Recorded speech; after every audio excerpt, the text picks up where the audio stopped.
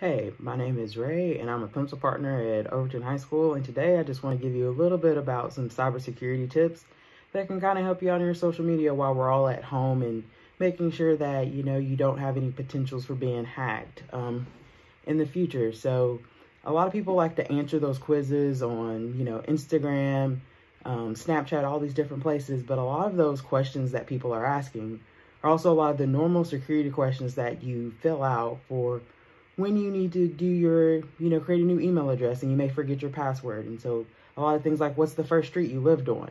That may be on a quiz, but a hacker may also be taking that information combined with having your email address and may be able to hack into your email account. So you've got to really be careful about what kind of answers that you put on those quizzes, because people could be, looking for that kind of information to figure out what, how can they get into your account? Maybe they want to get, into your bank account, and if you put if your secret security question is your first dog's name, and then you just answered it on the quiz and somebody gets your information, that may mean that you've just set yourself up to be hacked, because it's now freely available on the internet somewhere just because you posted it, because the internet really is forever. Same thing with like putting your place of birth. I always recommend people don't put their actual place of birth, put somewhere close to it, because our social security numbers, as much as people think that they are random numbers, they aren't. There's basically, combined with your place of birth and your place of birth and, your birthday, there are tables that are set up. Our social security numbers aren't random. The last 4 digits of our social security number are really the only part of our social security numbers that are random. The first 5 numbers aren't random. They're based upon where you were born and what year and time of year you were born. So it's easily to be able to go back and figure out what your social security number is, because now you're not looking at all of the digits. You're only trying to figure out what the last 4 digits, which are that random part, which we try to use for everything, because everybody's like, what's the last 4 of your social? And so that's where it's really not a great place to, have your birthday and date of birthday and the place of your birth on the same page, because that's just another place that people can go and get your information. Answering those flashback photos, people are going back to showing, like their elementary school photos or what they looked like 10 years ago.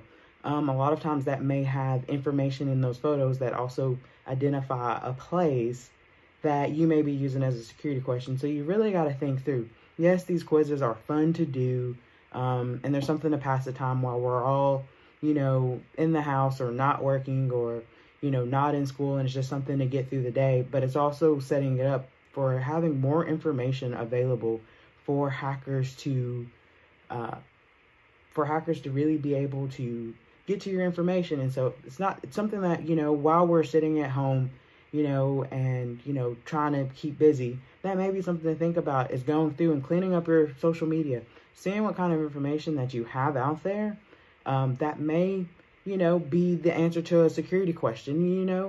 What I always recommend people to do is, if you want to use those security questions, create a fake answer for all of it. So if it's like, what's your place of birth, you may say orangutan, just because it's something completely out of the box, but that's still answering the questions, and you can use that consistently, just so that way you don't have to worry about, if you do want to answer those quizzes, you have created some kind of non-matching answer. And that's really what you want to think about, is that your answers don't really need to match what the question is. But as long as anytime you see what's the first make and model of your first car, and that answer is turquoise, as long as you know that, then you're answering the security questions, you're answering that secret question, but you're not potentially giving away, because there's no way that most people are going to think about, oh, the first make and model of somebody's car is going to be the name of a color.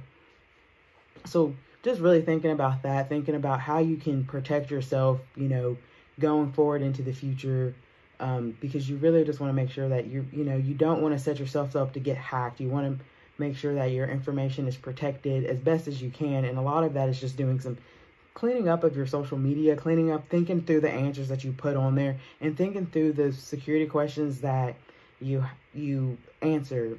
And so it's really just what I wanted to give to y'all today while you're, it's just something to think about. It's something that everybody can do, if you see your parents answering questions like that on social media, you may want to be like, do you use that as, your secret answer? Because a lot of times people are like, how did I get hacked? And I don't know. And a lot of times it can come back to, it's something that you put on the internet and you added a friend that you think you know, but you don't really know.